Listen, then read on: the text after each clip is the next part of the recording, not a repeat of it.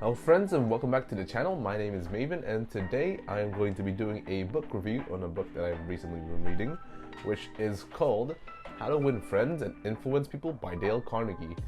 Now this book has pretty much changed my whole outlook in life. It's actually given me some really good advice on how to start living and how to be more successful, as well as it just being a good self-improvement book overall. So today I'm going to be talking about the 5 things that I've learned from this book, some of the best advice and tips that have stuck throughout me while I was reading. And if you guys find any value in this, be sure to leave a like, and let's get on to the first principle. So the first ever piece of advice that stuck to me was in the first few pages of the book, which is never to condemn, criticize, or complain against other people. Whereby instead of coming across as negative with your complaint, you rather sympathize and try to put yourself in the person's shoes. And Dale Carnegie gave a really cool example in this book whereby he talks about a supervisor in a warehouse trying to tell the lower employees that they need to be wearing hard hats for protection as part of protocol. And they never really listened to her, even after she complained in a negative way about doing so and how it's all about procedure. They would simply put on the hard hats when she's there and take it off when she's not. And so this just led to lower rates of following instructions. So instead, what she did was to sympathize with them and put herself in their shoes, telling them recounts about how uncomfortable it is and pretending that she is exactly in their shoes and giving possible reasons as to why they might not want to wear the hard hats for protection. This in turn led to a much higher rate of people actually listening to the supervisor and listening to the advice that she's giving. And I just think this is one of those things whereby negativity is never really the answer towards anything in life, whereby you can just be going about yourself in a positive way rather than trying to come across as negative. And I think that people should start implementing this kind of advice into their lives, because a positive, a more sympathetic way of approaching and dealing with things is a lot better for both parties, whereby both parties can actually gain something from it. So that's principle number 1, never to complain, criticize, or condemn others in a negative manner.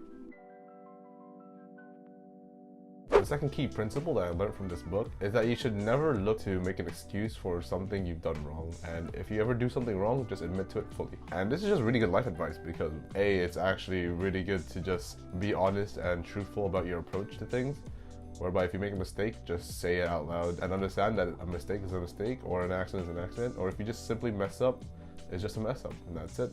Move on and then let the consequences be what it is. However, many people try to go on to find an excuse as to why they shouldn't be fully blamed for what happened, even though they are solely responsible. And in the book, it talks about an employee in the bank that mistakenly puts way too much money into another person's account by accident. And when they go to report it to their boss, they're just dreading of what could happen. They might lose their job, they'll just get fired, they get shouted at. And within that time, they would try to find an excuse as to what happened, and so they could have the blame not put onto them.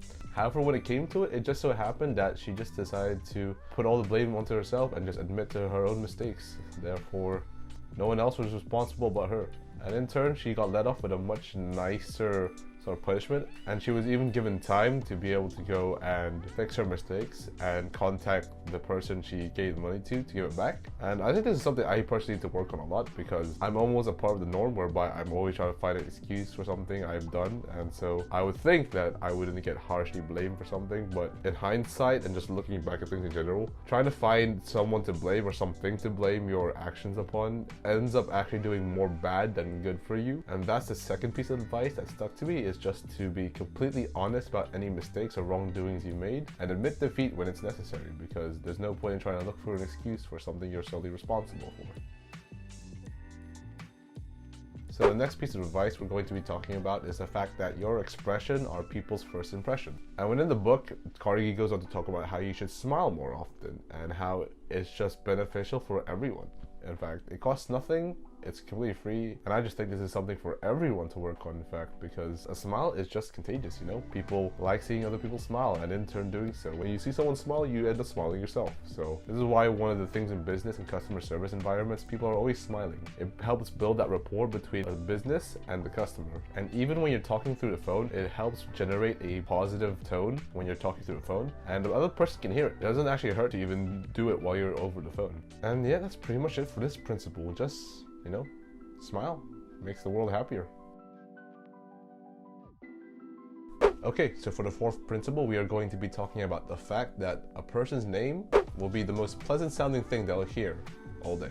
And Dale Carnegie goes on to talk about how it helps build rapport between two parties because a person just likes hearing their own name. A personal anecdote of mine is actually on a train back to home from university, and my phone was actually pretty low in charge. So what actually ended up happening was I didn't have a charger with me because it was all packed away and I forgot to bring one. So there were two other guys sitting across me, and I decided to ask one of them what their name was before I actually asked them if I could borrow a phone charger. Let's just give them the name of, I don't know, Tim. I would go on to be like, hey Tim, can I borrow a phone charger? And it made the conversation way more informal and as if we met before. So there's already that kind of rapport build when I was talking to him. And in doing so, he gave me the charger very nicely. And he was very willing to let me use the charger. When I had finished with the charger, he asked if I could use it more. So it was pretty cool. Anyway, moving on to principle number 5, the final one. Okay, so for the 5th principle, we are going to be talking about how being a good conversationalist doesn't mean you're a good speaker, but rather a good listener.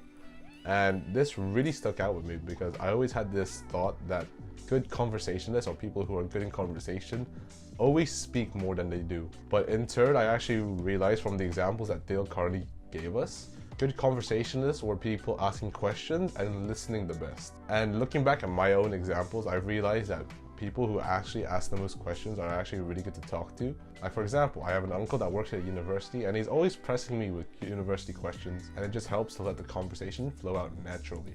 So if you're ever wondering as to how you can converse better with other people or just hold the conversation better, try listening more rather than trying to speak more. Because trying to speak more is just going to induce you into thinking way more than you need to. But listening more and asking good questions, that's how you entice the other person to speak more. And that way you don't actually end up saying much. That's the 5th principle. And the one that's going to stick with me the most, you don't need to talk to be good in conversations, but just a good listener.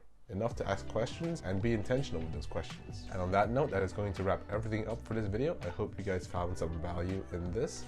If you guys want to discuss any of the 5 principles I talked about or anything other in the book that you've read, please leave them down in the comments below. I will be more than happy to have a conversation or discussion with them. If you found any value in my content, be sure to leave a like and subscribe for more content below. And yeah, I hope to see you guys in the next video. Peace.